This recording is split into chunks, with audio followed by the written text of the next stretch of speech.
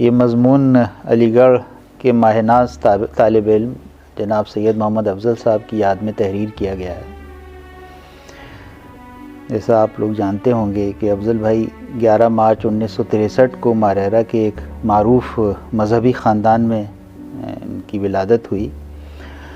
وہیں کے ٹاٹ پٹی والے سرکاری اسکول میں تعلیم کی شروعات ہوئی، پھر کاش گنج سے ہائی اسکول کیا، 1978 میں علی گڑھ آئے، پھر یہاں سے PUC BA LLB اور پھر LLM کیا۔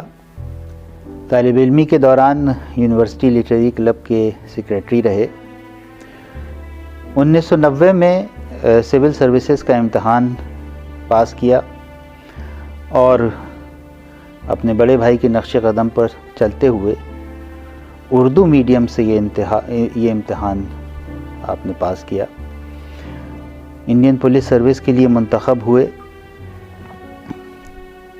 اپنی ملازمت کے دوران ڈبرا، مرینا، گوالیر، ساگر اور بھوپال میں تعینات رہے۔ آخری تعیناتی بحیثیت additional director general of police economic offences wing میں آپ کی رہی، جو بہت مشکل اور ذمہ داری کا کام سمجھا جاتا ہے۔ زندگی کے آخری 1.25 سال کینسر کے موذی مرض سے لڑنے میں گزارا اور 15 دسمبر 2020 کو ہمیں چھوڑ کر مالک حقیقی سے جا ملے۔ تو یہ مضمون میں نے ان کی یاد میں تحریر کیا ہے۔ مضمون کا عنوان ہے تجھ سا کہیں کسے۔ اب میں آپ کے سامنے یہ مضمون پیش کر رہا ہوں۔ تھی وہ ایک شخص کے تصور سے اب وہ رانائی یہ خیال کہاں، افضل بھائی گزر گئے اور ساتھ چھوڑ گئے یادوں کا ایک ہجوم جو 40 سال کے طویل تعلق پر محیط ہے۔ یادیں الغار کر رہی ہیں۔ کیفیت یہ ہے کہ جیسے جھرنے کے نیچے کھڑے ہو کر اوک سے پانی پینے کی کوشش کی جائے۔ مشکل یہ بھی آن پڑی ہے کہ سلسلہ کلام کہاں سے شروع کیا جائے۔ مناسب ہوگا کہ بات اس وقت سے کی جائے جب تعلق کا آغاز ہوا۔ میں بحیثیت طالب علم 1980 کی دہائی میں علی گڑھ داخل ہوا۔ بڑے بھائی زمین ہموار کر چکے تھے، ہمارے والد بھی پرانے علیگ تھے۔ ان کی ایما پر وہ 2 سال پہلے یہاں آ کر پیر جما چکے تھے۔ اس سے مجھے بھی خاصی سہولت ہو گئی۔ اسی سہولت کا ایک پہلو یہ تھا کہ بھائی صاحب کے احباب کی شکل میں بڑے بھائیوں کا ایک بھرپور حلقہ مجھے میسر آ گیا، جو ہر وقت میری سرپرستی، تربیت اور کبھی کبھار بیگاری والے کام لینے کے لیے آمادہ رہتا تھا۔ افضل بھائی اس حلقے کا اہم حصہ تھے۔ افضل بھائی سے مجھے خاص فیض یہ پہنچا کہ میں علی گڑھ کی ادبی دنیا سے روشناس ہو گیا۔ وہ اس حلقے میں اپنی پہچان بنا چکے تھے۔ ان کا زور زبان، زور بیان ہم لوگ مبہوت ہو کر سنتے اور خواہش کرتے کہ ہم بھی اس روانی سے اپنی بات کہہ سکیں۔ UP بورڈ کے طالب علم کا حال علی گڑھ آنے پر لسانی اعتبار سے خاصا پیچیدہ ہو جاتا ہے۔ ہندی میڈیم کا پڑھا ہوتا ہے مگر علی گڑھ آ کر اس سے واسطہ نہیں رہتا۔ اردو کی شدھ بدھ اس پر منحصر رہتی ہے کہ گھر کا ماحول اس کے لیے کتنا سازگار تھا۔ انگریزی میں بھی ہاتھ تنگ ہوتا ہے۔ اس صورتحال میں زبان و بیان کا وہ انداز جو افضل بھائی کا طرۂ امتیاز تھا، حاصل کرنا خاصا دشوار کن مرحلہ لگتا تھا۔ افضل بھائی ایسے خانوادے سے تعلق رکھتے تھے جہاں اور خوبیوں کے ساتھ زبان و بیان کی تربیت پر خاصی توجہ دی جاتی ہے۔ چند مثالیں پیش کرتا ہوں۔ افضل بھائی کا ہی بیان ہے کہ ایک روز ہم نے والد سے دریافت کیا کہ آپ کی نسل کی سوچ اور رکھ رکھاؤ میں جو گہرائی ہے وہ ہماری نسل میں کیوں نہیں؟ فرمایا کہ تم لوگ سیاہی سے لکھتے ہو، ہم لوگ روشنائی سے لکھتے تھے۔ امین بھائی یعنی افضل بھائی کے بڑے بھائی جو سابق صدر ہیں شعبہ اردو علی گڑھ مسلم یونیورسٹی کے اور صدر ہیں البرکات ایجوکیشنل سوسائٹی کے، تو وہ بتاتے ہیں کہ ایک بار ہم نے آپ کے دادا سید آل ابا آوارہ، جن کی ادبی استعداد کا اعتراف مولانا عبد الماجد دریابادی یا پروفیسر رشید احمد صدیقی صاحب بھی کرتے تھے، ان کی سخت تنبیہ کا ان کو سامنا کرنا پڑا۔ وجہ یہ تھی کہ سوراخ کی جگہ لفظ چھید استعمال کر لیا تھا۔ اشرف بھائی یعنی افضل بھائی کے بڑے بھائی سید محمد اشرف، جو رکن رہے انڈین ریونیو سروس کے۔ اشرف بھائی کو ساہتیہ اکیڈمی کے انعام سے نوازا گیا۔ اس خوشی میں جو تہنیتی جلسہ کینیڈی کمپلیکس میں منعقد ہوا، اس میں امین بھائی نے فرمایا کہ ایک مرتبہ میرے دادا نے اشرف سے کچھ معلومات طلب کی۔ انہوں نے جواب دیا کہ پتہ نہیں۔ ایک زناٹے دار تھپڑ سے نوازنے کے بعد گویا ہوئے کہ میں کسی کا پتہ پوچھ رہا ہوں کیا؟ یہ نہیں کہا جاتا معلوم نہیں۔ امین بھائی کا ہی بیان ہے کہ طلسم، ہوش ربا اور دیگر کلاسیکی ادب ہم سے پڑھوا کر سنتے، پہلی غلطی کی نشاندہی اونہ سے کر دیتے، دوسری غلطی پر یہ اونہ طویل ہو جاتا اور تیسری غلطی پر ہم تھپڑ کے حقدار پائے جاتے۔ جیسے شخص کی پرورش ایسے ماحول میں ہوئی ہو، اس کی سرپرستی میرے لیے میل کا پتھر ثابت ہوئی۔ علی گڑھ کے قیام کا میرا تیسرا سال تھا۔ آفتاب ہال میں ایک مباحثے کا انعقاد ہوا۔ ضابطے کے مطابق تینوں زبانوں میں الگ الگ مقابلہ ہونا تھا۔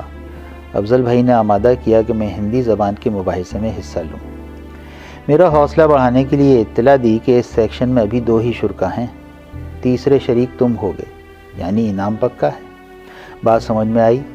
معاملہ ایکسٹمپور تھا، وہیں جلدی جلدی انہوں نے کچھ مواد فراہم کیا۔ ہمت کر کے اسٹیج پر پہنچ گیا، مگر زیادہ دیر ٹک نہ سکا۔ پیروں نے جواب دے دیا، ٹھنڈے ٹھنڈے واپس آ گئے۔ خیر شروعات ہو گئی۔ اس کے بعد افضل بھائی نے مشورہ دیا کہ تم ابھی سیٹ ڈیبیٹ میں حصہ لو۔ وہ تیار کروا دیتے، میں رٹ لیتا اور الٹ آتا۔ آہستہ آہستہ خود اعتمادی بڑھی۔ ان جیسا کمال تو نہ حاصل ہو سکا، مگر اسٹیج کی جھجک نکل گئی، اور وہ تو اس فن کے بے تاج بادشاہ ثابت ہوئے۔ کئی بار یونیورسٹی کی نمائندگی دوسری جامعات میں کی اور علی گڑھ کا نام روشن کیا۔ پھر انہیں میرے اس وصف کا اندازہ ہوا کہ مجھے اشعار بہت یاد ہیں۔ مجھے یہ شوق ورثے میں اپنی والدہ سے حاصل ہوا ہے۔ میری امی ماشاءاللہ اشعار کا ذخیرہ ہیں۔ موقع کی مناسبت سے اشعار کہنا ان کا خاص ملکہ ہے۔ اس پس منظر میں انہوں نے مجھے بیت بازی کی طرف آمادہ کیا۔ وہ خود بھی اس میں شرکت کرتے، حالانکہ ان کا اصل میدان تقاریر ہی رہا۔ اس کا نتیجہ خاصا مثبت نکلا۔ میرا اشعار کا اثاثہ بڑھتا گیا، اور وہ وقت بھی آیا کہ جب مجھے بیت بازی کے انٹرورسٹی مقابلے میں اپنی یونیورسٹی کی نمائندگی جامعہ ملیہ اسلامیہ میں کرنے کا شرف حاصل ہوا۔ جب میں نے درس و تدریس کا پیشہ اختیار کیا، وہاں بھی اس اثاثے سے خوب فیض حاصل ہوا۔ شعر فہمی میں ان کو کمال حاصل تھا، اس کی وجہ ان کا لسانی ذوق تھا۔ میری اردو میں استعداد بس واجبی تھی، تھوڑی شدبد امی کی تربیت کا ثمرہ تھا، اس لیے اکثر اشعار کے انتخاب میں یا ادائیگی میں کمی رہ جاتی۔ وہ بغیر دل شکنی کے نشاندہی کر دیتے۔ ایک مرتبہ میں نے ایک شعر ان کی خدمت میں ارسال کیا۔ شعر تھا: ساز یہ کینہ ساز کیا جانے، ناز والے نیاز کیا جانے۔ جواب آیا کہ پہلا لفظ سوز ہوتا تو کیا ہی بات ہوتی، اور سوز کے معنی ہیں دل کی جلن۔ پھر اس غزل کا مقطع بھی سنایا: جو گزرتے ہیں داغ پر صدمے، آپ بندہ نواز کیا جانے۔ تربیت کا یہ سلسلہ ان کی زندگی کے آخری ایام تک جاری رہا۔ واٹس ایپ کے ذریعے اپنے منتخب کردہ اشعار سے ان کی چاند ماری کرتا۔ تقریباً روز کا معمول تھا۔ اگر ان کی سند مل جاتی تو اپنے انتخاب پر اطمینان ہو جاتا۔ ایک بار پروین شاکر کا یہ شعر ان کی خدمت میں پیش کیا: یہ دکھ نہیں کہ اندھیروں سے صلح کی ہم نے، ملال یہ ہے کہ اب صبح کی طلب بھی نہیں۔ خاصا پسند فرمایا اور لکھا کیا بامانی شعر ہے۔ کوئی غیر معیاری شعر بھی ان تک پہنچ جاتا تو کہہ دیتے۔ ایک بار ایسا ہی ہوا تو میں نے جواز پیش کیا، عرض کیا کہ یہ اشعار میں ایک پورے گروپ کو بھیجتا ہوں۔ اردو کی استعداد اب کم لوگوں میں ہے، ان میں ذوق پیدا کرنے کے لیے کچھ عام فہم اشعار کا بھی سہارا لینا پڑتا ہے۔ ناراض ہوئے اور کہا کہ معیار کا خیال رکھو، مولوی قمر الدین کے نواسے ہو، بدایوں کا پس منظر ہے، تمہاری ذمہ داری زیادہ ہے۔ پھر شکیب جلالی کی غزل ارسال کی، ساتھ میں لکھا: پرویز دیکھو غزل اسے کہتے ہیں، ایک ایک شعر موتی کی طرح ہے۔ غزل کچھ یوں تھی: کیا جانیے منزل ہے کہاں، جاتے ہیں کس سمت، بھٹکی ہوئی اس بھیڑ میں سب سوچ رہے ہیں، بھیگی ہوئی ایک شام کی دہلیز پہ بیٹھے ہم دل کے سلگنے کا سبب سوچ رہے ہیں، ٹوٹے ہوئے پتوں سے درختوں کا تعلق، ہم دور کھڑے کنجے طرب سوچ رہے ہیں، بجھتی ہوئی شمعوں کا دھواں ہے سر محفل، کیا رنگ جمے آخر شب سوچ رہے ہیں، اس لہر کے پیچھے بھی رواں ہیں نئی لہریں، پہلے نہیں سوچا تھا جو اب سوچ رہے ہیں۔ علی گڑھ کا ایک خاصہ یہ ہے کہ اس میں الگ الگ انداز کے رنگ پنہاں ہیں۔ میرا ایک گروپ سے تعلق تھا جو لیگ سے ہٹے ہوئے موضوعات منتخب کرتا اور ان پر مذاکرہ ہوتا۔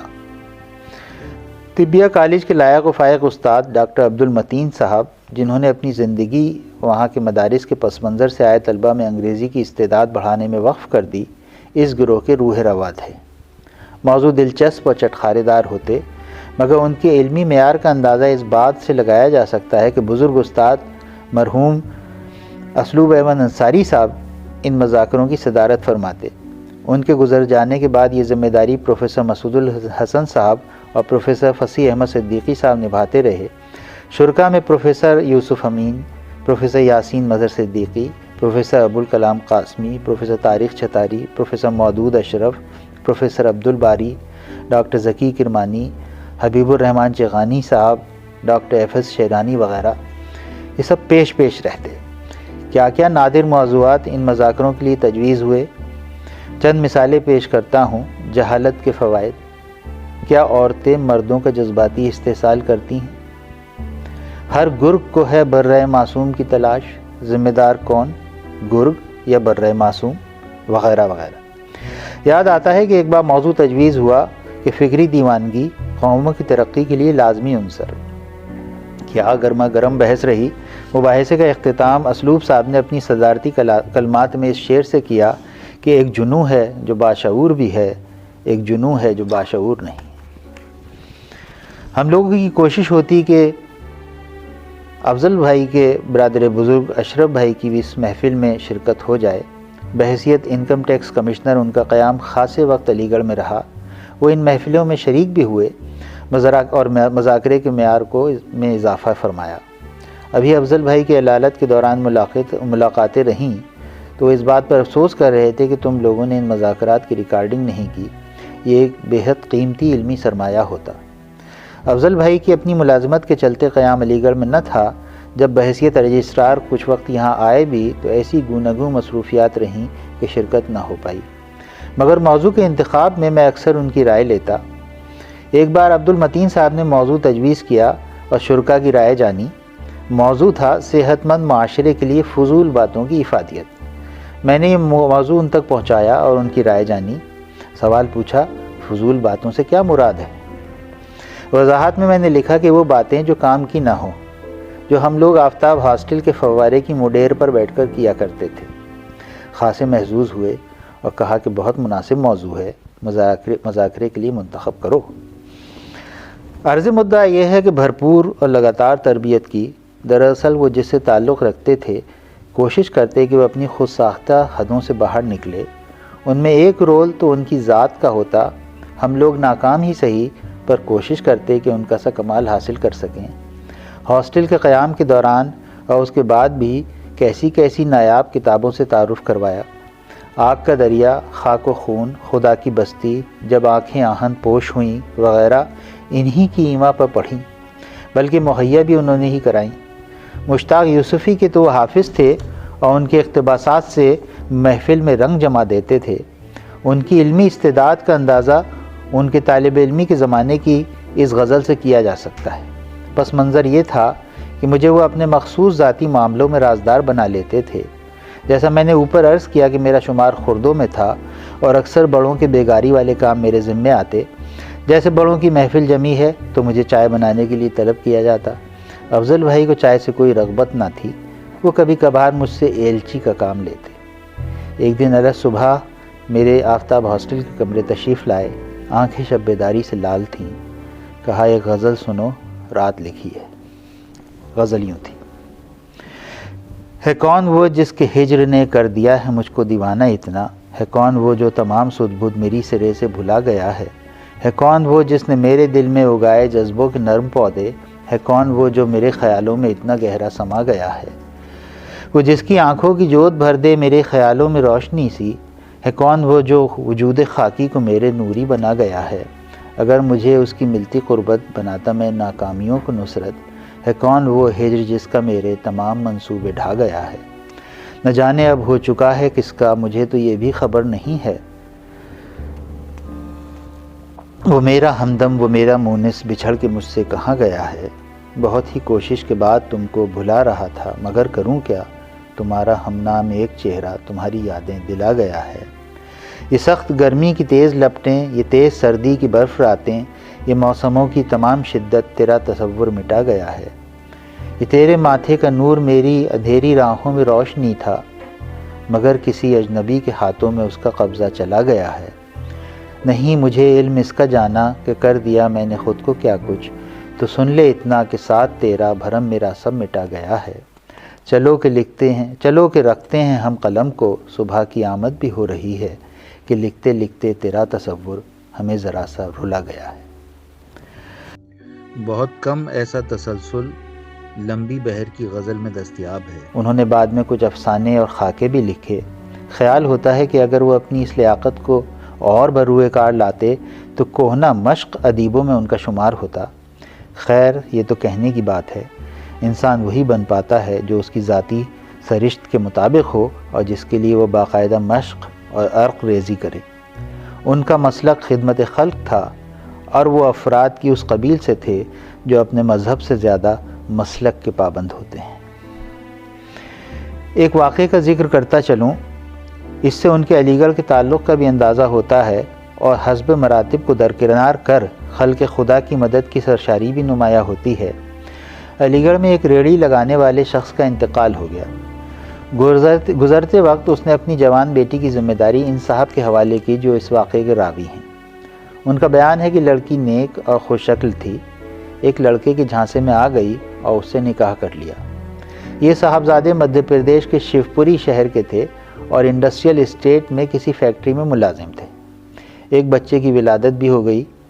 جب دوسرے بچے کی ولادت کا وقت آیا تو ان صاحب کے گھر والوں نے اسے اپنی پسند کی لڑکی سے شادی کرنے کے لیے دباؤ بنایا۔ کبھی امید تھی کہ یہ صاحب اس کو بے یار و مددگار چھوڑ کر فرار ہو جاتے۔ اس لڑکی کے سرپرست کی کچھ واقفیت ڈاکٹر عاصم رضوی صاحب کے حوالے سے افضل بھائی سے تھی۔ انہوں نے اس تعلق سے ان کو رجوع کیا اور لڑکی کی مدد کی گہار لگائی۔ اپنے مزاج کے مطابق انہوں نے فوراً گھوڑے چھوڑ دیے۔ بیچ بچاؤ ہوا۔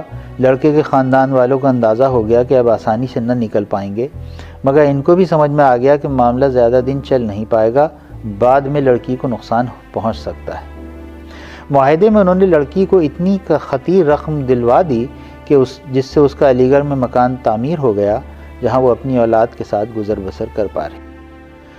ان کے اس وصف کی وضاحت ان کی بیچ میٹ محترمہ انورادھا شنکر سنگھ نے بھی کی۔ یہ ان کے ساتھ بحیثیت ایڈیشنل ڈائریکٹر جنرل بھوپال میں مقیم تھیں۔ بھوپال میں منعقد ہوئے تعزیتی جلسے میں رودھے گلے سے بھاوبینی شردھانجلی دی اور انکشاف کیا کہ جب افضل کو اپنی مہلک بیماری کا اندازہ ہو گیا تو انہوں نے اس کی سنجیدہ تیاری شروع کر دی۔ ان کا بیان ہے کہ اپنے بچوں کے ساتھ ان لوگوں کی فکر میں لگ گئے جو ان سے امید لگائے رکھتے تھے۔ انہوں نے تقریباً ایسے 200 معاملے انہیں نوٹ کرائے، اس درخواست کے ساتھ کہ اب تم دیکھ لینا۔ ایک پوری فائل تیار ہو گئی اور یہ لوگ پولیس محکمے سے تعلق رکھنے والے نہیں تھے۔ دنیا بھر کے چھوٹے چھوٹے مسائل تھے، کسی کے زمین کا معاملہ تھا، کسی کی نوکری کا مسئلہ تھا، کسی کے گھر میں کسی سے جھگڑا تھا۔ یہ احتجاج کرتی رہ گئیں کہ تم کہیں نہیں جا رہے ہو، ایسی باتیں کیوں کرتے ہو؟ انہوں نے ان کے علی گڑھ کا تعلق بھی بیان کیا۔ اسی بیماری کے دوران انہوں نے فون پر شکایت کی کہ تم علی گڑھ جا کر کیوں بیٹھ گئے، ٹھیک سے خیریت بھی نہیں مل پاتی۔ تو انہوں نے اس کی وجہ بیان کرنے کے لیے مجاز کی علی گڑھ کی ترانے والی نظم کے کچھ حصے ارسال کیے۔ فطرت نے سکھائی ہے ہم کو افتاد یہاں پرواز یہاں، گائے ہیں وفا کے گیت یہاں، چھیڑا ہے جنوں کا ساز یہاں۔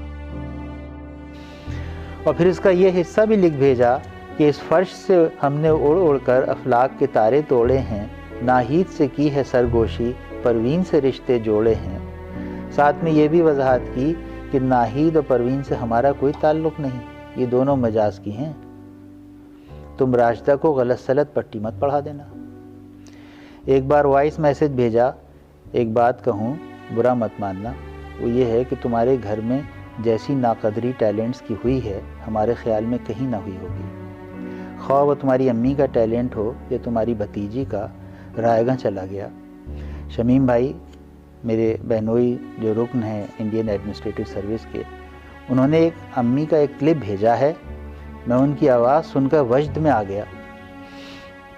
کاش انہیں موقع ملا ہوتا تو وہ عالمگیر شہرت کی مالک ہوتی، اور ایسے ہی جاوید میرے بڑے بھائی جو سابق ڈین رہے ہیں لا فیکلٹی کے علی گڑھ مسلم یونیورسٹی میں، ایسے ہی جاوید کی بیٹی ہے، اگر اسے موقع مل جائے تو وہ عالمگیر شہرت کی مالک ہو سکتی ہے۔ اب اس کے جواب میں تم جو بھی کہو گے پرویز، وہ ڈیفنس تو ہوگا مگر حقیقت نہیں ہوگی۔ اس کے جواب میں نے اپنی بیٹی کی پڑھی ہوئی نعت کا ایک کلپ بھیج دیا۔ میری چھوٹی بیٹی نعت گوئی کا خاصا شوق رکھتی ہے۔ ڈاکٹر عبدالمتین صاحب، جن کا ذکر اوپر آ چکا ہے، ایک سیرت کا جلسہ اپنے گھر پر منعقد کرتے ہیں۔ وہاں اس نے بردہ شریف مولا صلی و سلم دائماً ابداً پڑھا۔ ایک خاصی داد و تحسین سے نوازی گئی۔ بزرگ استاد پروفیسر مسعود الحسن صاحب، جو میرے والد کے بھی استاد رہے ہیں، اس وقت حیات تھے۔ وہ بنفس نفیس گھر تشریف لائے اور اس کی حوصلہ افزائی کی اور 100 روپے کا انعام دیا۔ میں نے جب اس کی کلپ ان کو بھیجی، ساتھ میں یہ بھی لکھ دیا کہ ایک کیس اور ناقدری کے لیے تیار ہو رہا ہے۔ خاصے نالا ہوئے مگر سمجھ گئے کہ اس سے کچھ کہنا فضول ہے، یہ اپنی گھر کی روایتوں سے الگ نہیں چلے گا، پھر کبھی اس موضوع پر گفتگو نہ کی۔ دراصل صلاحیتوں کے فروغ کی فکر انہیں ہمیشہ لاحق رہتی۔ انتقال کے ایک دن بعد پروفیسر فیضان مصطفیٰ کا فون آیا۔ سامعین کو علم ہوگا کہ وہ نلسار کے وائس چانسلر ہیں اور قانون کی دنیا میں ایک منفرد مقام حاصل کر چکے ہیں۔ ہمارے ہم عصر اور ہاسٹل کے ساتھیوں میں ہیں۔ علی گڑھ کے قیام کے دوران ان کو بھی افضل بھائی کی سرپرستی نصیب رہی۔ کہنے لگے، علی گڑھ کے ساتھیوں میں سب سے زیادہ فون مجھے افضل بھائی نے کیے۔ عام طور سے یہ فون ان کے کسی مضمون کے چھپنے کی ستائش میں ہوتے، قانون کے پیچیدہ مسئلوں میں ان کی رائے طلب کرتے۔ تعلیمی پس منظر اور پیشہ ورانہ ضروریات کے مد نظر وہ از خود بھرپور اس کی استعداد رکھتے تھے، مگر مقصد اپنے چھوٹوں کی حوصلہ افزائی تھی۔ کبھی کبھی لگتا کہ ہمیں جو اہمیت دے رہے ہیں وہ ہمارا حق بھی ہے۔ ان کی علی گڑھ کی رجسٹراری کے دوران جسٹس احمدی کو علی گڑھ آنا تھا۔ ان کو لانے کا کام مجھے سونپا۔ تاکید کی کہ تیاری سے جانا، طویل ساتھ ہوگا، علی گڑھ کی عزت کا سوال ہے۔ ان کے خاص فیصلوں کی نشاندہی کی اور کہا کہ لا فیکلٹی چلے جاؤ اور یہ فیصلے حاصل کرو اور ان کا مطالعہ کرو۔ میں نے ایسا ہی کیا۔ سفر کے دوران ان کے مشورے کی اہمیت کا اندازہ ہوا جب میں نے ان سے ٹی این سیشن کے متعلق ان کے مارکت الآراء فیصلے کا ذکر کیا تو وہ کھل گئے۔ فیصلے کے بین سطور میں کیا تھا اس کی وضاحت کی، پھر مجھے ایک سبق دیا۔ فرمایا کہ کسی شخص کو پرکھو تو 2 پیمانے پاس رکھو، ایک یہ کہ اس میں سینس آف پروپورشن ہو، اور دوسرا یہ کہ وہ سینس آف پروپرائٹی بھی رکھتا ہو۔ میں نے اس بات کا ذکر افضل بھائی سے بھی کیا اور عرض کیا کہ یہ حاصل سفر رہا۔ بات آئی گئی ہو گئی۔ 1 دہائی گزرنے کے بعد البرکات میں سید حامد کمیونٹی کالج کا افتتاحی جلسہ ہوا۔ چنئی سے فادر زیویئر الفونس تشریف لائے۔ سوسائٹی کی نمائندگی ان کو کرنا تھی۔ اس جلسے میں مین و ان میرے حوالے سے انسانوں کو جانچنے کے اس پیمانے کا ذکر کیا۔ غضب کی یادداشت کے مالک تھے اور اپنے خردوں کی حوصلہ افزائی کا کوئی موقع ہاتھ سے نہیں جانے دیتے تھے۔ آج غور کرتا ہوں کہ ان کی کیا کمال شخصیت تھی، کیسا پروقار خاندانی پس منظر تھا، زندگی میں حاصل کی گئی نمایاں کامیابیاں تھیں۔ ایسے شخص پر تھوڑا بہت غرور خوب سچتا، مگر یہ ان کو چھو کر نہیں گزرا تھا۔ اس کے برعکس طبیعت میں عجب عجز و انکساری تھی۔ میرے چھوٹے بھائی نوید طالب، جو انڈین انجینئرنگ سروس کے رکن ہیں، ان کا بیان ہے کہ انتقال سے کوئی 3 سال قبل کسی سرکاری کام سے بھوپال سے جھانسی تشریف لائے۔ یہ اپنی ریلوے کی ملازمت کے سلسلے میں وہاں مقیم تھے۔ ناشتے کے دوران ان سے کہا کہ تمہیں اگر ہماری کسی بات سے تکلیف پہنچی ہو تو ہمیں معاف کر دینا۔ اس پر کیفیت طاری ہو گئی۔ مشکل سے گویا ہوا کہ افضل بھائی، آپ کے چھوٹوں میں ہوں، نہ کوئی ایسا واقعہ یاد آ رہا ہے، آپ ایسی بات کیوں کہہ رہے ہیں؟ کہنے لگے، ابھی کچھ مدت گزری، ہمارا ایک ساتھی گزر گیا، اب لگنے لگا ہے کہ کب کس کا وقت آ جائے، اس لیے تم سے یہ درخواست کی۔ اس ضمن میں ان کے ایک اور وصف کا ذکر کرتا چلوں۔ ایک دفعہ کی بات ہے کہ مجھ سے دریافت کیا کہ علی گڑھ کے قیام کے دوران یا اس سے الگ بھی تمہیں کس کس نے متاثر کیا؟ بہت سے اشخاص اور استادوں کا ذکر آیا، کچھ غیر مطمئن نظر آئے۔ میں نے پوچھا آپ بتائیں؟ کہنے لگے آفتاب ہاسٹل کے امام صاحب یاد ہیں؟ میں نے کہا ہاں خوب یاد ہیں اپنے مولانا شمس الاسلام صاحب۔ کہنے لگے آج تک ان جیسی بھرپور شخصیت نہیں دیکھی۔ ان کی نشاندہی پر میں نے بھی غور کیا۔ یہ ہمارے آفتاب ہاسٹل میں مؤذن کے فرائض انجام دیتے تھے، اکثر امام صاحب نہ ہوتے یہی نماز بھی پڑھا دیتے۔ ہاسٹل کا ہر مکین ان سے قرب محسوس کرتا، ایسے گھلے ملے رہتے کہ لگتا کہ ہمارے خاندان کے ہی کوئی بزرگ ہیں۔ اپنے پاس پانوں کی ڈبیا، سونف، الائچی وغیرہ کا اہتمام رکھتے، وقتاً فوقتاً ان نعمتوں سے ہمیں نوازتے، کبھی کسی پر غیر ضروری بوجھ نہ ڈالتے۔ خاصے وقت بعد ہمیں علم ہوا کہ خانگی حالات دشوار کن ہیں۔ اہلیہ محبت کرنے والی تھیں مگر جلد دار فانی کو کوچ کر گئیں۔ 3 بچوں کی ذمہ داری اور کفالت ان کے کندھے پر آئی، مگر کبھی احساس نہ ہونے دیتے کہ ان مشکل مراحل سے گزر رہے ہیں۔ اللہ نے آواز میں ایک ملاحت بخشی تھی۔ یاد آیا کہ ایک بار عشاء کی نماز میں آیت الکرسی کی تلاوت کی تھی، رقت طاری ہو گئی تھی۔ میں نے تبصرہ کیا کہ آپ کی آواز میں عجب کشش ہے۔ کہنے لگے ہاں شاید اسی لیے اللہ نے مجھے حفظ کی نعمت سے نہیں نوازا، ورنہ میرے سامنے کوئی ٹک نہ پاتا۔ اپنی سیادت کی ایک تمکنت بھی رکھتے تھے۔ ملازمت کے آخری ایام میں کمپیشنیٹ گراؤنڈز پر بحیثیت امام تقرر ہو گیا تھا، حالانکہ اس کے لیے حفظ لازمی تھا۔ جب ملازمت سے سبکدوشی ہوئی تو پورے ہاسٹل نے الوداعیہ جلسے کا اہتمام کیا، بڑے احترام سے ان کو رخصت کیا۔ میں خوش قسمت تھا، یہی ملازمت کا انتظام ہو گیا، اس لیے بعد تک ان سے تعلق رہا۔ ہم چاروں بھائی بہنوں کے نکاح آپ ہی نے پڑھائے۔ اکثر اتوار کو ہمارے گھر تشریف لاتے، میں بڑھ کر سائیکل تھام لیتا، کچھ احتجاج کرتے، مگر پھر سمجھ گئے کہ یہ نہ مانے گا۔ آفتاب منزل کی بیگم شہرزاد علیم صاحبہ یعنی سر سید علیہ الرحمہ کی پڑپوتی بھی ان کی معتقد تھیں۔ اگر ملاقات کا وقت گزر جاتا تو ان کو پیغام بھجواتی کہ آپ کی آمد کی منتظر ہیں۔ افضل بھائی کی نشاندہی پر ان کی پوری شخصیت آنکھوں کے سامنے گھوم گئی۔ ان کی مردم شناسی پر بھی رشک ہوا، اور واقعہ یہ ہے کہ انہوں نے کبھی انسان کو اس کے عہدے کے تعلق سے نہ گردانا، اس کے ہنر اور خوبیوں کا پیمانہ سامنے رکھا۔ ایک اور ایسے ہی باکمال شخصیت کا تعلق ہم دونوں سے رہا۔ احمدی اسکول کے ایک میوزک کے استاد تھے شمس الدین شیخ صاحب۔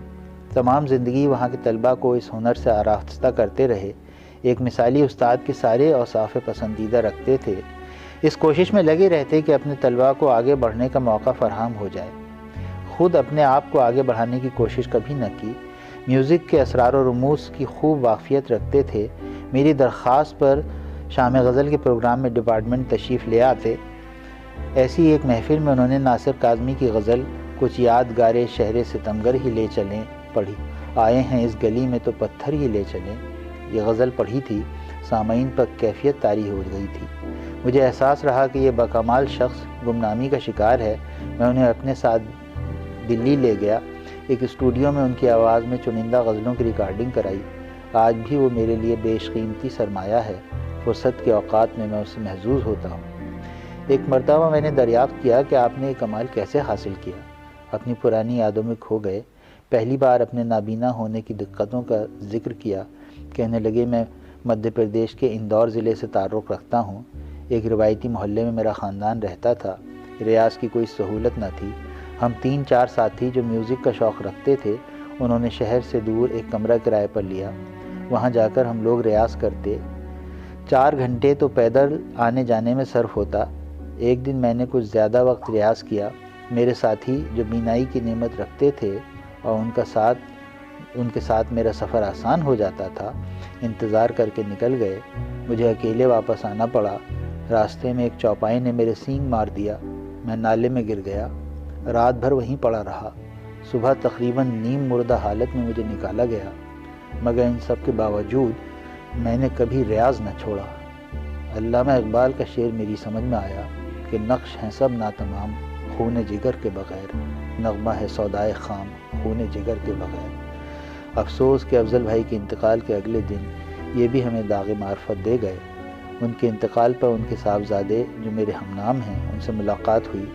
یہ موصوف البرکات میں ایک طویل مدت تک میوزک ٹیچر کے فرائض انجام دے چکے ہیں۔ مجھے گوش گزار کیا کہ افضل صاحب البرکات میں میرے کمرے آ جاتے اور فرمائش کرتے کہ شیخ صاحب کی کوئی تخلیق سناؤ۔ کوئی 2 سال قبل میں نے ڈپارٹمنٹ میں لیکچر کے لیے مدعو کیا۔ ویسے تو علی گڑھ آنا ہوتا تو ڈپارٹمنٹ اکثر تشریف لاتے۔ میرے استاد جاوید اختر صاحب اور خالد اعظم صاحب سے ملنے کی خاص خواہش رکھتے، مجھے امرود منگوانے کا حکم دیتے۔ اس دن جی ای سی کے اپنے پرانے ساتھی عبدالقادر صاحب نظر آ گئے، جو آج کل ہمارے شعبے میں غیر تدریسی عملے کے سربراہ ہیں۔ ان کے لٹریری سیکریٹری کی ذمہ داری کے دوران ہی انہوں نے ملازمت کی شروعات کی تھی۔ ہم لوگ جی ای سی میں انہیں 1 مین آرمی کے لقب سے مخاطب کرتے۔ انہیں دیکھ کر خوش ہو گئے اور کہا کہ تو یہاں کیا کر رہا ہے؟ ایم بی اے کی کلاس میں مختلف تعلیمی پس منظر کے طلبہ ہوتے ہیں۔ ان کی افتاد و تباہ الگ الگ مزاج کی ہوتی ہے۔ رسمی موقع تھا، میں نے انگریزی میں تعارف پیش کیا۔ جب بولنے کھڑے ہوئے تو کہنے لگے زیادہ دیر انگریزی سن کر تھکن ہو جاتی ہے۔ پھر یہ بھی بند لگایا کہ آپ کے صدر شعبہ میرے تعارف میں یہ بات گول کر گئے کہ ہم دونوں ایک ہی گھر میں ستائے گئے ہیں، میری اور ان کی اہلیہ سگی بہنیں ہیں۔ اور پھر زندگی کیسے گزاریں کہ موضوع پر سیر حاصل کلام کیا۔ میرا ایک طالب علم راہل اپادھیائے جو اسٹیشن کا حصہ تھا، اس نے ان کے انتقال پر مجھے تعزیتی پیغام بھیجا۔ پیغام انگریزی میں ہے، میں اس کے جذبات کی ترجمانی اردو میں کر رہا ہوں۔ افضل سر ایک غیر معمولی دانائی کے مالک تھے۔ مجھے ان کا ادا کیا ہر لفظ یاد ہے۔ میرے لیے وہ ایم بی اے کا پہلا سال تھا۔ یہاں آنے سے پہلے میرے اوپر سخت وقت گزرا تھا، میں ذہنی دباؤ میں رہا تھا۔ میرے لیے ان کی باتوں نے ایک ٹانک کا کام کیا تھا۔ اوپر والا ان کی روح کو سکون دے۔ طالب علم ایسے کامیاب اجلاس کے بعد مقرر کے ارد گرد گھیرا بنا لیتے ہیں، سوال و جواب کا سلسلہ رہتا ہے۔ ایک طالب علم نے سوال کیا کہ سول سروس بحیثیت پیشہ کیسا ہے؟ ساتھ میں یہ بھی وضاحت کی کہ میں اسے نہیں اختیار کرنا چاہتا، مگر میرے والدین کا اصرار ہے کہ میں یہ پیشہ چنوں۔ انہوں نے اسے ایسا کرنے سے منع کیا اور اپنی ذاتی لیاقت اور شوق کے مطابق پیشہ اختیار کرنے کا مشورہ دیا۔ میں خاصا متعجب ہوا۔ میرے کمرے تشریف لائے تو میں نے اور وضاحت چاہی۔ مجھے امید تھی کہ ملک کے داخلی حالات کو اپنے موقف کی وجہ بتائیں گے۔ کہنے لگے سول سروس انسان کو اندر سے خراب کرتی ہے۔ مجھے یاد دلایا کہ بھوپال کے 4 املی کے علاقے میں جہاں بیشتر سینئر سرکاری ملازم مقیم ہیں، جہاں ان کا بھی قیام تھا، میں تمہیں ایک پارک میں لے گیا تھا جہاں پیڑوں کا اتنا گھنا سایہ ہے کہ دن میں بھی رات کا گمان ہوتا ہے۔ یہ وہاں کے ان مکینوں کے دماغ کی اپج ہے جو دیر رات تک پارٹی وغیرہ میں مصروف رہتے ہیں اور پھر اس وقت بیدار ہوتے ہیں جب سورج شباب پر ہوتا ہے۔ دن میں اس وقت چہل قدمی کے لیے ان حضرات نے یہ باغ تشکیل کیا ہے۔ مزید وضاحت کرتے ہوئے کہنے لگے کہ دراصل سول سروسز انسان کو بہت کم عمری میں بے انتہا اختیارات اور وسائل مہیا کرا دیتی ہے۔ بہت کم حضرات اس کی تاب لا پاتے ہیں اور اپنا توازن برقرار رکھ پاتے ہیں۔ بیشتر کی اندرونی نشو و نما اور ارتقاء رک جاتا ہے۔ یاد رکھو، ہر شخص کو سول سروس کا مشورہ دینا کوئی مناسب بات نہیں، الا ان کے جن کا واقعی اس کی طرف رجحان ہو۔ ان کے علی گڑھ سے حد درجہ لگاؤ کا ذکر کر چکا ہوں۔ وہ علی گڑھ کے شیدائی تھے، ہر سانس میں علی گڑھ جیتے تھے۔ ایک واقعہ انہوں نے سید حامد صاحب کے حوالے سے بیان کیا۔ افضل بھائی جامعہ کے رجسٹرار تھے، تب ان کو ایک تقریب میں مدعو کیا گیا۔ ان کو لانے کا کام انہوں نے اپنے ذمے لیا۔ مقصد تھا کہ ان کے ساتھ کچھ لمحات گزارنے کا موقع نصیب ہو۔ سفر کے دوران ان سے دریافت کیا کہ آپ کی علی گڑھ نے وہ قدر نہ کی جو آپ کا حق تھا، لیکن آج بھی علی گڑھ آپ کی رگوں میں دوڑتا ہے، اس کی کیا وجہ ہے؟ وہ خاموش ہو گئے۔ کار کے ڈیک میں حبیب علی محمد کی گائی ایک غزل چل رہی تھی۔ آوارگی کو رسم جوانی سمجھ کے ہم، ڈھیروں شراب پی گئے پانی سمجھ کے ہم۔ پھر گلوکار نے یہ شعر ادا کیا، کچھ ایسی دلکشی تھی جہان خراب میں، جنت بھی چھوڑ آئے پرانی سمجھ کے ہم۔ سید حامد صاحب نے سر اٹھایا اور دیکھا، ان کی طرف دیکھا اور فرمایا، افضل میاں آپ کو جواب مل گیا۔ دراصل وہ خود علی گڑھ کے قتیل تھے، شاید اس لیے اس شدت جذبات سے انہوں نے اس واقعے کا ذکر کیا تھا۔ بحیثیت رجسٹرار ان کا علی گڑھ کا قیام خاصا نمایاں اور اہم رہا۔ حامد انصاری صاحب وائس چانسلر کے منصب پر فائز تھے، ان کی ایما پر یہ یہاں تشریف لائے تھے۔ ان کے دور میں ایک انتہائی ہنگامی صورتحال وقوع پذیر ہوئی۔ حبیب حال سے ایک طالب علم کو پولیس اٹھا لے گئی۔ پولیس سادہ لباس میں تھی، اس لیے کسی کو شروع میں اندازہ نہ ہوا کہ کیا معاملہ ہے۔ بعد میں علم ہوا کہ اسے گرفتار کیا گیا ہے۔ آگ لگ گئی، ہزاروں طلبہ حبیب حال پر جمع ہو گئے۔ ایک آئی بی کے انسپیکٹر کی شامت آئی تھی، وہ وہاں چھان بین کرنے پہنچ گیا۔ طلبہ نے اس کی حرکات و سکنات کو مشکوک پایا تو حال کے اندر لے گئے اور یرغمال بنا لیا۔ حالات بہت نازک ہو گئے۔ حامد انصاری صاحب نے اس کی محفوظ واپسی کا کام انہیں سونپا۔ حال کے مین گیٹ پر تقریباً 5000 کا مجمع تھا، وہاں سے کسی کو باہر نکال پانا ناممکن تھا۔ حال کے اندر داخل ہونا بھی خطرے سے خالی نہ تھا۔ ایک علی گڑھ کا پرانا طالب علم ہی یہ حوصلہ جٹا سکتا ہے۔ انہوں نے حال کے پرووسٹ پروفیسر عارف انعام کو ساتھ لیا اور اندر پہنچ گئے۔ گفتگو کے فن میں ماہر تھے ہی، ایسی بات چیت ہوئی جیسے کوئی پرانا طالب علم خیریت پوچھنے آیا ہے۔ اس دوران ایک دو سینئر طلبہ کی نشاندہی کی، ان کو الگ لے گئے، ان کو صورتحال کی سنگینی سے آگاہ کیا۔ اس انسپیکٹر کو کوئی بھی نقصان پہنچنے کی صورت میں ادارے کے لیے کیا خطرات ہو سکتے ہیں اس کی وضاحت کی۔ یہ سنجیدہ حضرات ان کے ہمنوا ہو گئے۔ حال کے اندر واقع وارڈن ہاؤس سے ایک راستہ باہر جاتا تھا، اس گیٹ پر ایک اسکوٹر کا انتظام کیا گیا۔ حکمت سے اس شخص کو وہاں پہنچایا گیا۔ یہ از خود اسکوٹر پر سوار ہوئے، اسے بیچ میں بٹھایا۔ ایک وارڈن صاحب پیچھے بیٹھے۔ تھوڑی دور پر ایک ماروتی کار کا انتظام کیا گیا تھا۔ اس شخص کو لے کر یہ محفوظ مقام تک پہنچ گئے۔ حامد صاحب کو جب یہ اطلاع دی تو ان پر حیرت اور خوشی کے جذبات غالب آ گئے۔ بس ان سے اتنا کہا، well done my boy, well done. Aligarh کے قیام کے دوران ایک اور پیچیدہ معاملے کو حل کرنے میں کلیدی کردار ادا کیا۔ علی گڑھ میں ڈینٹل کالج کا قیام محمود الرحمن صاحب کے دور اقتدار میں عمل میں آیا تھا، مگر اس کی باقاعدہ منظوری کا معاملہ نہ حل ہو پایا تھا۔ بی ڈی ایس کے پہلے بیچ کے طلبہ تشویش کے دور سے گزر رہے تھے۔ ان کی کورس کی مدت گزر جانے کے بعد بھی امتحانات نہ ہو پا رہے تھے۔ وہ اس وجہ سے احتجاج پر آمادہ رہتے۔ انہوں نے ان طلبہ کو اطمینان دلایا۔ طلبہ کا بیان ہے کہ ان سے مل کر ہمیں یہ امید ہو جاتی کہ یہ ہمارا معاملہ حل کرا دیں گے۔ یہ بھی ہر ممکن تدبیر میں جٹ گئے، خود بھی بھرپور بھاگ دوڑ کی اور ان طلبہ کو بھی انتظامیہ کی مدد کے لیے آمادہ کیا۔ اس دوران تقریباً 15 روز ہر دن دلی کا سفر رہا۔ طلبہ کو ہریانہ روانہ کیا۔ نسیم احمد صاحب جو بعد میں وائس چانسلر کے منصب پر بھی فائز ہوئے، وہاں چیف سیکریٹری کا عہدہ سنبھالے ہوئے تھے۔ ان کی مدد سے ہریانہ کے ڈینٹل کالجوں میں سے منسلک اساتذہ کی تقرری علی گڑھ میں ممکن ہو پائی۔ اس سے منظوری کے لیے ضروری اساتذہ کی تعداد پوری ہو گئی۔ بے یقینی کے بادل چھٹ گئے اور معاملہ خیر و خوبی سے حل ہو گیا۔ علی گڑھ کے قیام کے دوران غیر تدریسی عملے کے معاملات کو حل کرنے میں غیر معمولی دلچسپی دکھائی۔ حقیقت یہ ہے کہ یہ طبقہ بے توجہی کا شکار رہتا ہے۔ کتنے معاملات اٹکے رہتے ہیں، انہوں نے حل کروائے۔ مزاج وہی تھا۔ اگر یہ احساس ہو گیا کہ اس کو انصاف نہیں ملا ہے تو پھر ایڑی چوٹی کا زور لگا دیتے۔ علی گڑھ کے طالب علمی کے زمانے کے ان کے ایک استاد رہے تھے۔ ان کی اہلیہ کا معاملہ عرصے سے پھنسا ہوا تھا۔ درخواست ان تک پہنچ گئی، بے قرار ہو گئے۔ برق رفتاری سے کام عمل میں آیا، شام تک آرڈر بھی نکل گیا۔ ان تک اگلے دن پہنچتا، یہ برداشت نہ ہوا۔ شام کو دفتر سے گھر واپسی میں وہ آرڈر خود ان کے گھر پہنچایا۔ پروموشن کے معاملات تو خوب ہی حل کیے۔ اپنی یہاں کی تعیناتی کے ختم ہونے سے پہلے ایک لسٹ تیار کرا گئے جس کے روز سے جگہ خالی ہونے پر خود پروموشن ہو جائے گا۔ تقریباً 100 افراد کو اس کا فائدہ پہنچا۔ ایک دل جلے نے اس پر بھی لطیفہ گڑھا۔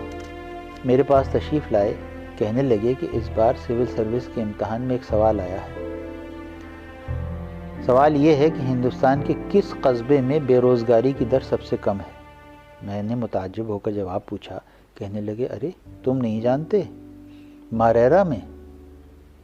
افضل سب کو نوکر کر گیا۔ ماریرا ان کا پشتینی قصبہ۔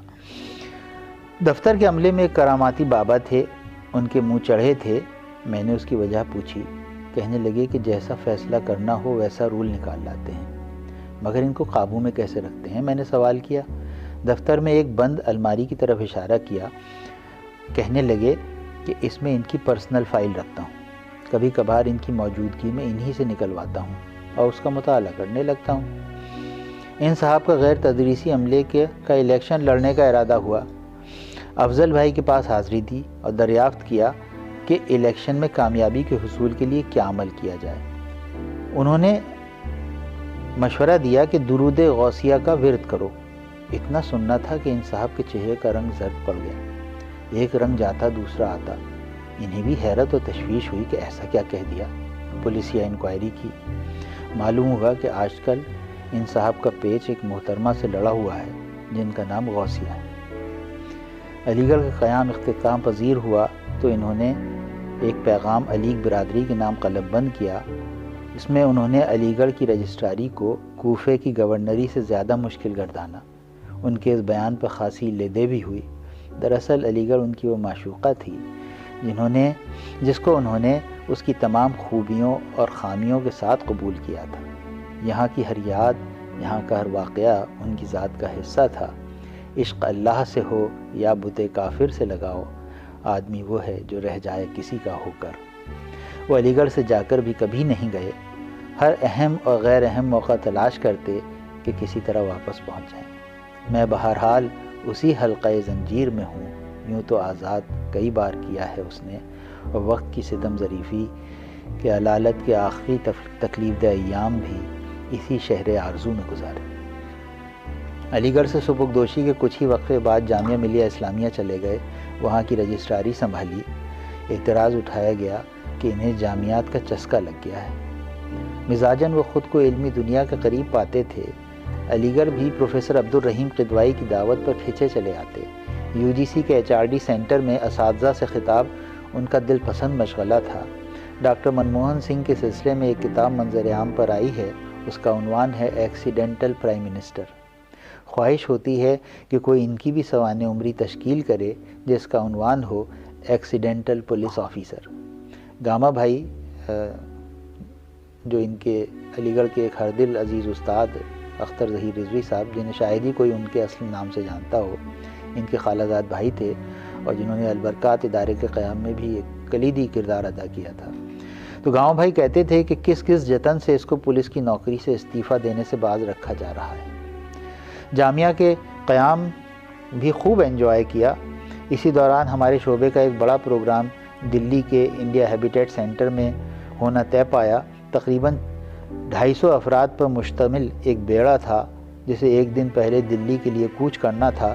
انہوں نے اس بیڑے کا بیڑا پار لگانے کا ذمہ اپنے سر لیا، قیام کا پورا انتظام کیا۔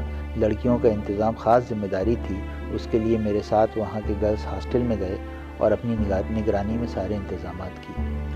ایک واقعہ وہاں کے قیام کا بیان کیا۔ پروفیسر مشیر الحسن صاحب بحیثیت وائس چانسلر ذمہ دار تھے، سبزے کے خاصے شوقین تھے، لان کی دیکھ ریکھ پر خوب توجہ دیتے اور چاہتے کہ پورا عملہ اس میں مستعد رہے۔ اکثر تمام متعلق افراد کو لے کر صبح معائنے کو نکلتے۔ اسی ایک وزٹ کے دوران ایک لان کے ٹھیک بیچ میں گوبر پڑا پایا۔ لگتا تھا کسی جانور نے ابھی ابھی تازہ فراغت حاصل کی ہے۔ چراغ پا ہو گئے، ڈپٹ کر پوچھا یہ کیا ہے؟ عملے کو سانپ سونگھ گیا، مگر یہ گویا ہوئے کہنے لگے کھاد ہے سر۔ ایک قہقہا پڑا اور ماحول گلے گلزار ہو گیا۔ یہ حاضر جوابی آپ کا خاصہ تھی۔ وہاں کی تعیناتی کے دوران ممبئی کا سفر ہوا، واپسی میں کمر میں چک آ گئی۔ یہ خبر عام ہوئی تو کچھ فکر مند اور بیشتر اہل غرض ملاقاتیوں کا ٹھٹ لگ گیا۔ ایک دو دن تو یہ برداشت کیا، پھر ایک مضمون تحریر کیا۔ ایک کام کے سلسلے میں ممبئی کا سفر ہوا تھا۔ واپسی میں جہاز کی سیٹ میرے حجم اور جسامت کے حساب سے نہ تھی، اسی میں آنکھ لگ گئی، اس کے چلتے کمر میں تکلیف ہو گئی۔ فلاں ڈاکٹر نے دوا تجویز کر دی ہے، 1 ہفتے میں انشاءاللہ مکمل افاقہ ہو جائے گا۔ یہ تحریر دفتر میں چسپاں کروا دی، کوئی اس سلسلے میں تشریف لاتا تو اسے پڑھنے کی تاکید کر دیتے۔ دلی کے قیام کے دوران UGC میں اپنی پکڑ بنا لی تھی، جس سے جامعہ کی کارگزاری اور گرانٹ حاصل کرنے میں سہولت ہو گئی۔ بحیثیت UGC آبزرور اس مدت میں علی گڑھ منعقد ہونے والی سلیکشن کمیٹیوں میں کئی بار تشریف لائے۔ ایک بار کا واقعہ بیان کرتے ہیں کہ ہماری ایک عرض داشت کا UGC سے نفی میں جواب آیا۔ میں فائل لے کر پہنچ گیا۔ ایک جوائنٹ سیکریٹری ان سے مانوس ہو گئے تھے۔ ان کے سامنے عرض داشت دوبارہ رکھی، حوالہ دیا کہ فلاں فلاں جامعات میں تو یہ ہو رہا ہے۔ اس پر ان صاحب نے ان کو ایک واقعہ سنایا۔ کہنے لگے ایک بہت بڑا قلعہ تھا، ایک دربان اس کی نگہداشت پر مامور تھا، مگر غول در غول افراد اس میں داخل ہو رہے تھے۔ ایک صاحب جو ضابطے کے خاصے پابند تھے، انہوں نے اس دربان سے اندر جانے کی اجازت چاہی۔ اس نے مستعدی سے انکار کر دیا۔ انہیں حیرت ہوئی، سوال کیا کہ یہ دیگر حضرات تو جا رہے ہیں۔ دربان بولا کہ انہوں نے مجھ سے پوچھا تھوڑی۔ یہ فائل بغل میں دبا کر واپس آ گئے۔ جامعہ کا تقرر اچانک اختتام پذیر ہوا۔ ملاقات ہوئی تو میں نے اس کی وجہ پوچھی۔ کہنے لگے ہم تھوڑا منہ پھٹ ہیں، زیادہ بول جاتے ہیں۔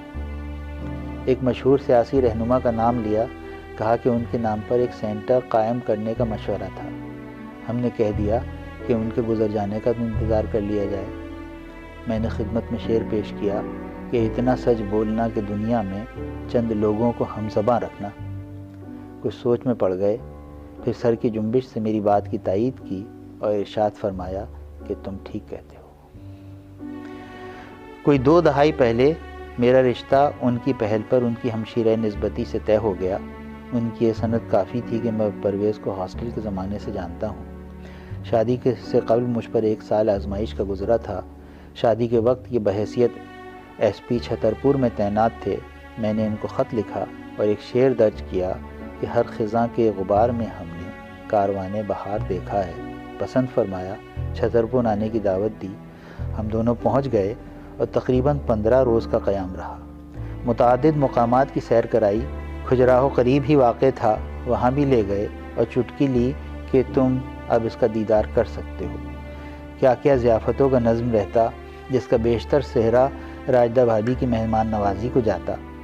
اپنے طول و عرض میں پھیلے سرکاری بنگلے میں ایک بڑے دربے کا انتظام رکھتے، اس میں مختلف اقسام کے دیسی مرغ اور دیگر چرند پرند قیام کرتے اور بباغ دہل اعلان کرتے کہ آقا آپ کے ایک اشارے پر ہم قربان جانے کے لیے تیار بیٹھے ہیں۔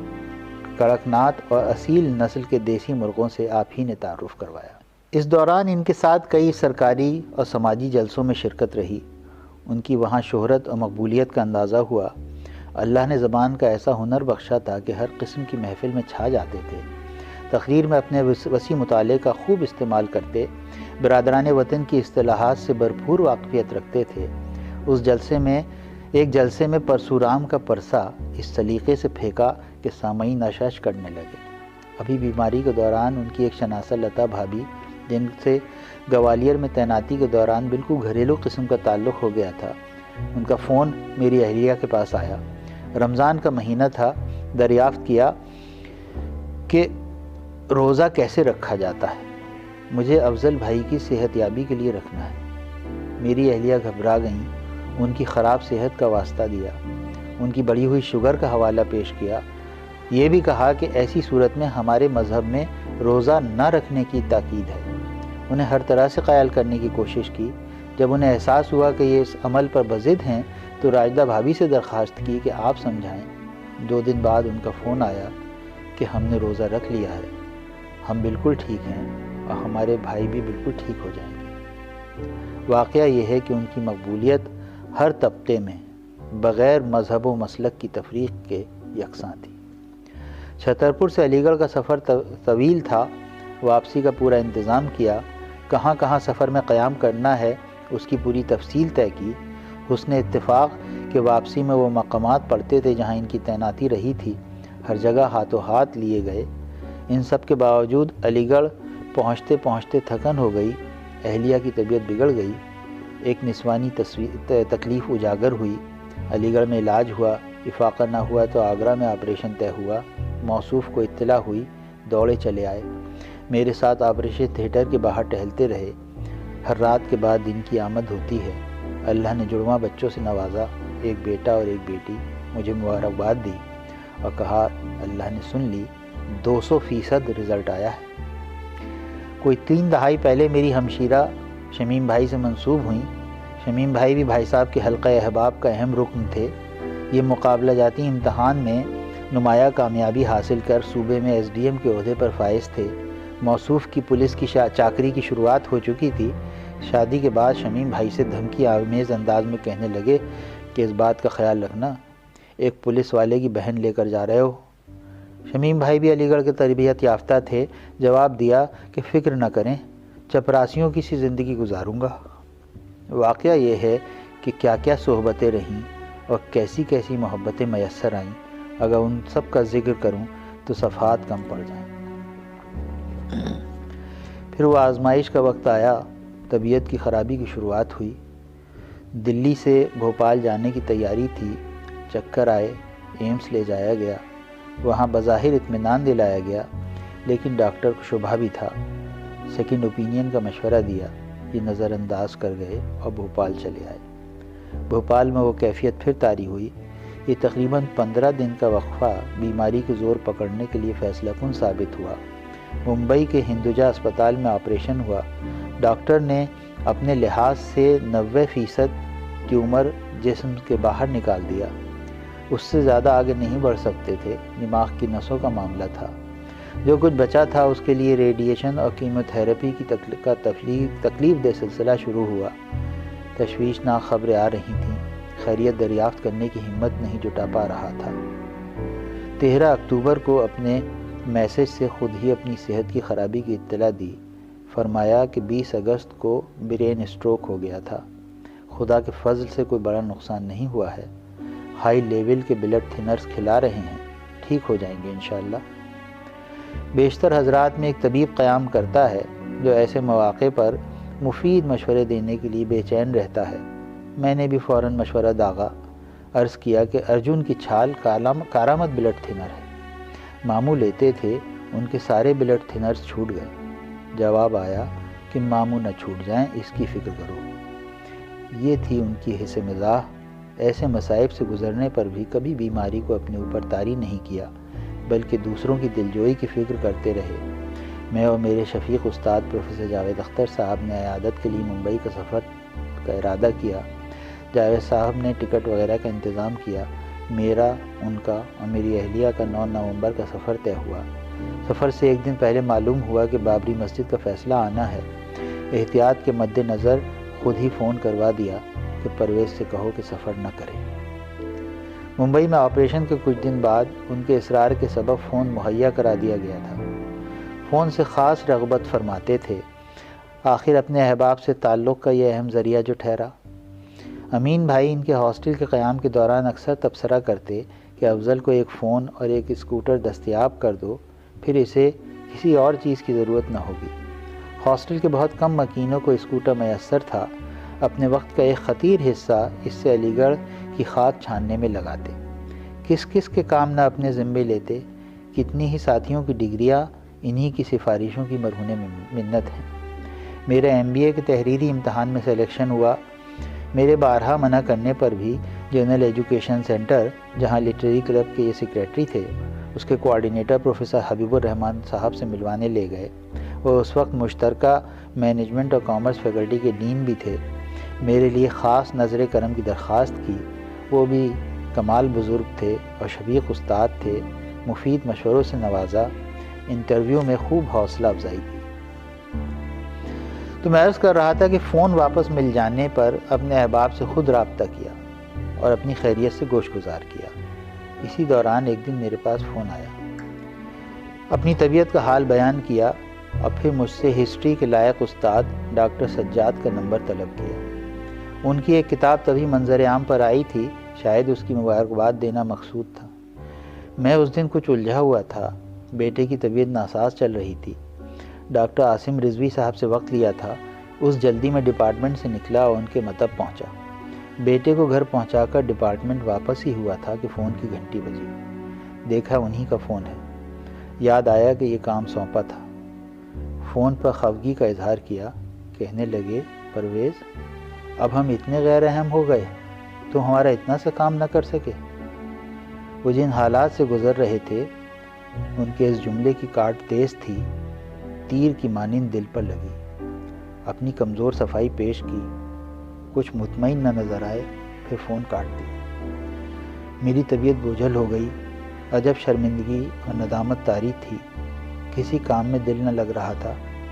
آخر کار ہمت جٹائی، فون لگایا اور بغیر کسی تمہید کے دریافت کیا، افضل بھائی ناراض تو نہیں ہیں؟ شیر و شکر ہو گئے، کہنے لگے ارے بھول جاؤ، تم میری جان ہو، اپنی جان سے بھی کوئی ناراض ہوتا ہے۔ مزید علاج کے لیے چنئی لے جایا گیا۔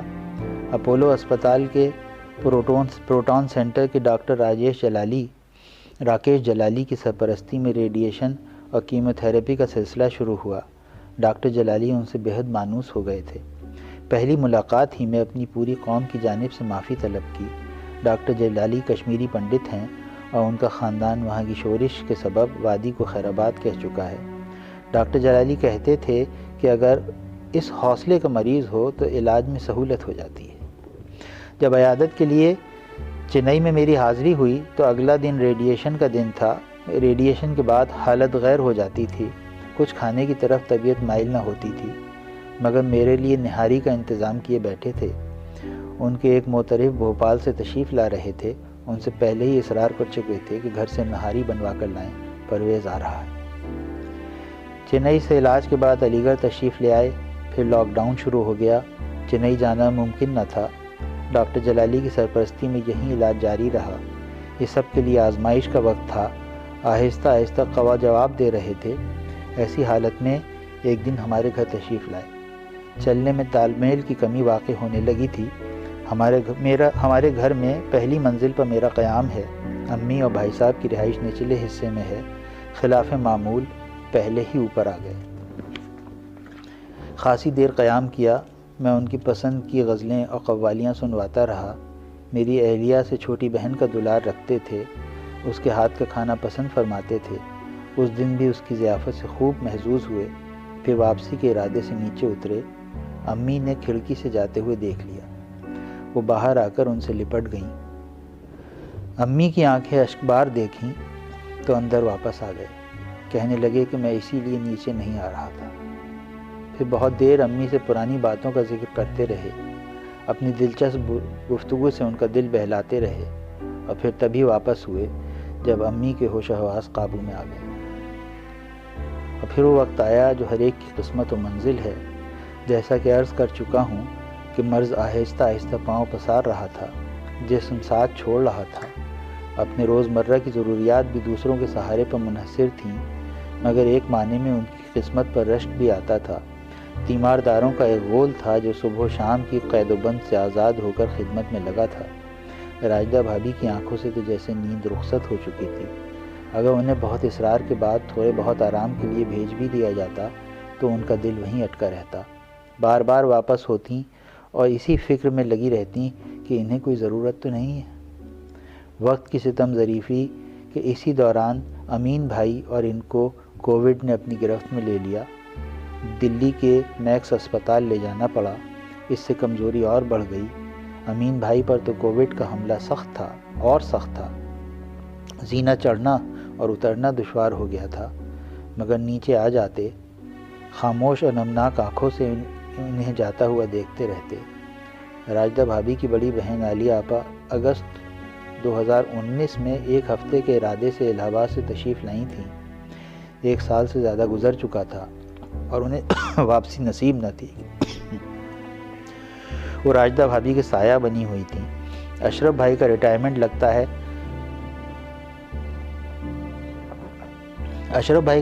لگتا تھا اسی لیے ہوا ہے کہ وہ خود کو ان کی صحت یابی کے حصول کے لیے وقف کر دیں۔ چنئی میں تمام طبی سہولیات دستیاب تھیں، مگر کس شفقت سے ان کے سر کے آپریشن کے زخم کی مرہم پٹی کرتے۔ میرا افضل بھائی کے چھوٹے بھائی نجیب حیدر سے کوئی ایسا واسطہ نہیں رہا تھا۔ ان کا زیادہ تر وقت ماریرا کے پشتینی ورثے کے معاملات دیکھنے میں صرف ہوتا ہے، مگر آخر کے 23 دنوں میں جب افضل بھائی علی گڑھ کے ورون اسپتال کے ICU میں موت و زندگی کی جنگ لڑ رہے تھے، ان سے ہر روز ملاقات کا موقع نصیب ہوا۔ ان کے تیمارداری کے جذبے کو ہر وقت سلام کرنے کو دل چاہتا۔ آج کے اس نفسہ نفسی کے دور میں ان بھائیوں کی کیمسٹری نرالی اور مثالی ہے۔ لگتا ہے کہ ابرو کی جنبش سے ایک دوسرے کے دل کا حال سمجھ لیتے ہیں۔ اللہ اسے قائم و دائم رکھے، آمین ثم آمین۔ قریبی عزیز و اقارب کی بات تو سمجھ میں آتی ہے، مگر کچھ دوست بھی اس تیمارداروں کے حلقے میں شامل رہے۔ ڈاکٹر فہیم عثمان صدیقی جو البرکات ایجوکیشنل انسٹیٹیوشنز کے کوآرڈینیٹر ہیں اور ان کے طالب علمی کے زمانے کے ہم نوا ہیں، دامے درمے ساتھ رہے۔ اسی زمانے کے ساتھی ذاکر بھائی بھی مستقل سایہ بنے رہے۔ لگتا تھا ان حضرات کا ان کی صحت یابی کی کوشش کے علاوہ اور کوئی مقصد حیات ہی نہیں رہا ہے۔ داخلی اور اندرونی معاملات کے تال میل میں یہ حضرات اشرف بھائی کا دایاں اور بایاں ہاتھ بنے رہے۔ نوید مسعود صاحب عیادت کے لیے ممبئی تشریف لے گئے۔ تیمارداری کا یہ رنگ دیکھا تو فرمایا کہ مجھے یہ نصیب ہو تو ہر وقت بیمار ہونے کے لیے آمادہ رہوں۔ کووڈ سے ابھرنے کے بعد علی گڑھ پہنچے ہی تھے کہ اپنے فرزند برکات کے نکاح کا فیصلہ کیا۔ انہیں علم ہوا کہ اقرا جس سے برکات کی منگنی کر چکے ہیں اپنا ہاسٹل کا کمرہ خالی کرنے دلی آئی ہوئی ہے۔ اسے علی گڑھ بلا لیا۔ اس کے والدین سے بھی درخواست کی کہ وہ علی گڑھ آ جائیں۔ ہم سب متعجب تھے کہ ایسی کیا عجلت ہے۔ علی گڑھ میں کووڈ کا زور تھا، ہمارے خاندان پر بھی اس کا اثر واقع ہوا تھا۔ امی کی جانب سے فکر لاحق رہتی، ایسے میں شادی میں شرکت دشوار کن عمل تھا۔ بادل ناخواستہ طے کیا کہ شرکت ممکن نہیں۔ میں نے عذر پیش کیا اور شرکت نہ کر پانے کی معذرت کی۔ جواب آیا، کچھ تو مجبوریاں رہی ہوں گی، یوں کوئی بے وفا نہیں ہوتا۔ آج افسوس ہوتا ہے کہ ہم کیوں نہ ان کی کیفیت کا اندازہ کر سکے۔ دراصل ہم میں سے بیشتر حضرات دنیا کو اور گزرنے والے واقعات کو اپنے چشمے اور نقطہ نظر سے دیکھنے کے عادی ہوتے ہیں۔ میرے والد ان کے سلسلے میں اکثر رائے پیش کرتے کہ افضل کے مزاج میں ایک بے قراری ہے۔ ان حالات میں ان کے اس فیصلے کو ہم نے اسی مزاج سے تعبیر کیا۔ ان کے اندرون خانہ کیا چل رہا تھا آج سمجھ میں آتا ہے۔ انہیں خوب احساس تھا کہ ان کے پاس وقت محدود ہے۔ اس کی تصدیق ان کے بیچ میٹ کے بیان سے ہوتی ہے جسے اوپر درج کیا گیا ہے۔ برکات کی شادی کے بعد صحت میں گراوٹ نمایاں تھی۔ اپنے کمرے تک محدود ہو گئے تھے۔ کھانے سے رغبت ختم ہو گئی تھی۔ کوئی بھی ثقیل چیز طبیعت پر بار ہو جاتی، میں ان کے لیے پانی والا ناریل لے جاتا، اسے شوق سے پی لیتے۔ اسی دوران ایک دن ان کے کمرے میں اقرا بی بی موجود تھی۔ جیسا میں ذکر کر چکا ہوں کہ میری شادی میں شرکت نہ ہو پائی تھی، اس کا مجھ سے تعارف کرایا۔ کہنے لگے کہ یہ نیوٹریشن کی فیلڈ میں اچھی تعلیمی لیاقت رکھتی ہیں، نیٹ کے امتحان میں بھی کامیابی حاصل کر چکی ہیں، اب اسی فیلڈ میں بحیثیت استاد طبع آزمائی کی خواہش مند ہے۔ میں نے عرض کیا کہ اللہ کے فضل سے مشق کے لیے ایک طالب علم بھی دستیاب ہو گیا۔ محظوظ ہوئے۔ اقرا سے کہنے لگے، دیکھو یہ ہے ہمارے یہاں کا سینس آف ہیومر۔ بیماری حاوی آ چکی تھی۔ ممبئی کے ڈاکٹر کا ایک قول وجہ امید تھا۔ انہوں نے کہا تھا کہ میریکلز ڈو ہیپن۔ کیا کیا دعاؤں، وظیفوں اور صدقوں کا اہتمام تھا، لیکن قسمت کے لکھے کو کون ٹال سکتا ہے۔ ایک آخری کوشش کی گئی، ایک خاص انجیکشن کا نظم کیا گیا، مگر جسم میں تاب نہ تھی کہ اسے برداشت کر سکے۔ اس کے لیے خون کے خاص اجزاء کی جسم میں سراحت کرائی گئی۔ اللہ اللہ کر کے جسم اس لائق ہوا کہ اسے جھیل سکے۔ 2 گھنٹے کی مشقت کے بعد جب وہ جسم میں داخل ہو گیا تو ڈاکٹر سنجیو بھارگو مطمئن نظر آئے۔ کچھ بہتری بھی محسوس ہوئی، مگر یہ چراغ کے بجھنے سے پہلے کی جھلملاہٹ ثابت ہوئی۔ 15 دسمبر کا دن سخت تھا۔ فہیم بھائی اور امان میاں، ان کے بڑے بھتیجے، لواحقین کو فون کر کے ذہنی طور پر تیار کر رہے تھے، مگر دل تسلیم نہ کرتا تھا۔ ابھی کچھ ہی وقت تو گزرا تھا کہ میں نے شجاع خاور کی غزل ان کی خدمت میں پیش کی تھی۔ میرے حال پر مہربانی کرے، خدا سے کہو حکم ثانی کرے، میں ایک بوند پانی بڑی چیز ہوں، سمندر میری پاسبانی کرے۔ اور یہ شعر خاص ان کی نظر کیا تھا کہ میرے سائے میں سب ہیں میرے سوا، کوئی تو میری سائے بانی کرے۔ اور آخرکار یہ ہوا کہ رات تقریباً 9 بجے تار نفس ٹوٹ گیا اور یہ سایہ دار شجر اپنے ہم نواؤں کو روتا بلکتا چھوڑ کر آخری سفر پر روانہ ہو گیا۔ حقیقت سامنے تھی پر اعتبار نہ ہوتا تھا۔ بیٹی کائنات کی تو جیسے کائنات ہی اجڑ گئی تھی۔ برکات کی ولادت کے 9 سال بعد اللہ نے یہ تحفہ بخشا تھا۔ اس کا خاص لاڈ کرتے تھے، بالکل دوستوں والا معاملہ تھا۔ بچیاں جن نشو و نما کے مراحل میں عام طور سے اپنی والدہ سے رجوع کرتی ہیں وہ یہ بھی انہی سے ڈسکس کرتی۔ انتقال کے بعد یہ صدمے کی کیفیت سے دوچار تھی، آنسو خشک ہو گئے تھے، بار بار یہی کہتی تھی کہ مجھے یقین کیوں نہیں آ رہا ہے۔ طفلی کے زمانے میں مشتاق یوسفی کا ایک مقولہ پڑھا تھا، وہ رقم تراز تھے کہ جو حضرات یہ سمجھتے ہیں کہ ان کا کوئی نعم البدل نہیں ہے، ان کے گزرنے سے خلا صرف 2 گز زمین میں پیدا ہوتا ہے اور وہ بھی ان کے جسد خاکی سے پر ہو جاتا ہے۔ یاد آتا ہے کہ تب ہم نے اس قول کو سچ جانا تھا، اس دن احساس ہوا کہ یہ حق نہیں ہے۔ اپنے جذبات کو جان ایلیا کے شعر کے زیادہ قریب پایا، یہ مجھے چین کیوں نہیں پڑتا، ایک ہی شخص تھا جہان میں کیا۔ سمجھ میں نہیں آتا تھا کہ اسے کیسے تسلی دوں، بہت کوشش کے بعد اس کے سر پر ہاتھ رکھ کر صرف یہ کہہ سکا کہ بیٹیا تمہارے ابا کا تو کوئی بدل نہیں ہو سکتا، مگر سب کوشش کریں گے کہ تمہیں ان کی کمی کا احساس کم ہو۔ یہ خدمت خلق کے جذبے کا کمال تھا کہ انتقال کے بعد چہرے پر اس تکلیف کا شائبہ تک نہ تھا جو آخری ایام میں گزری تھی۔ لگتا تھا پرسکون نیند میں ہیں اور ابھی اٹھ کر فضاؤں میں خوشبوئیں بکھیر دیں گے۔ گھر لایا گیا، جسد خاکی کو دیدار کے لیے رکھا گیا، کائنات ان کے سرہانے بیٹھ گئی اور ان کے بالوں میں اپنی انگلیوں سے کنگھی کرنے لگی۔ ایمن یعنی ان کی بڑی بھتیجی کا بیان ہے کہ کائنات کے اس عمل سے مجھے ان کے چہرے پر سکون میں مزید اضافہ محسوس ہوا۔ یہ سکون اور گہرا ہو گیا جب ماریرا والے گھر پہنچے، واللہ عالم بالصواب۔ پشتینی دیار ماریرا میں ہزاروں، تقریباً 50,000 کا مجمع ہوگا کہ مجمع آخری سفر میں شامل تھا۔ وہاں کی سسکیاں اس بات کی گواہی دے رہی تھیں کہ زندگی اس کو کہتے ہیں۔ پولیس محکمے نے آخری سلامی کا خاص اہتمام کیا۔ امین بھائی نے نماز جنازہ پڑھائی، حالانکہ ان کے آنسو کسی طرح نہ تھم رہے تھے۔ کاندھا دینے والوں میں ایک ہوڑ لگی تھی، جیسے تیسے ماریرا کے پشتینی درگاہ میں پہنچایا گیا اور پھر یہ وہاں اپنے اجداد اور دیگر بزرگوں کے قدموں تلے اپنی والدہ کے قریب ابدی نیند سو گئے۔ بیٹے برکات سے وصیت کی تھی کہ ہماری تربت کچی رکھی جائے، ایسا ہی کیا گیا۔ ان کو سپرد خاک کر میں ماریرا سے علی گڑھ واپس آ گیا۔ غم و اندوہ سے دل لبریز تھا، یادوں کا ایک لامتناہی سلسلہ تھا۔ بچوں کو ماریرا چھوڑ آیا تھا، گھر کی تنہائی ان یادوں کے سلسلے کو مزید دراز کر رہی تھی۔ دشوار کام تھا تیرے غم کو سمیٹنا، میں خود کو باندھنے میں کئی بار کھل گیا۔ اس مضمون کے ذریعے ان یادوں کو سمیٹنے کی کوشش کی، سلسلہ دراز سے درازتر ہو گیا۔ کتنی یادیں تھیں جو قلم بند ہونے کی خواہش مند تھیں۔ جیسے تیسے یہ کام پائے تکمیل تک پہنچا، مگر اس کے عوض دل ہلکا ہو گیا۔ ماریرا میں تعزیت کا سلسلہ شروع ہو گیا تھا۔ بچوں کا بیان ہے کہ آنے والوں کا تانتا لگا ہوا تھا۔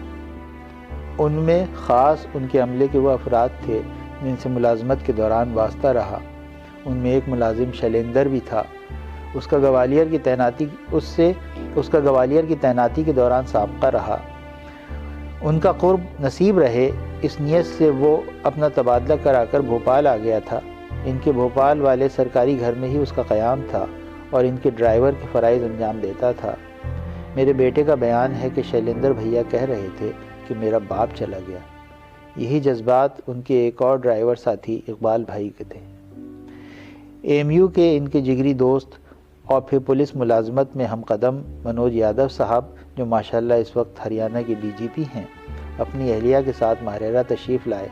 امین بھائی کی اجازت حاصل کر درگاہ میں مقیم ان کی آخری قیامگاہ گئے اور سرہانے بیٹھ گئے۔ 2 گھنٹے اپنی خاموش خراج عقیدت پیش کرتے رہے۔ میرا بیٹا وہاج تھوڑا بزنس کا رجحان رکھتا ہے اور خوب پیسہ کمانے کی خواہش رکھتا ہے، اس لیے ہائی اسکول کے بعد کامرس اسٹریم اپنے لیے منتخب کی ہے۔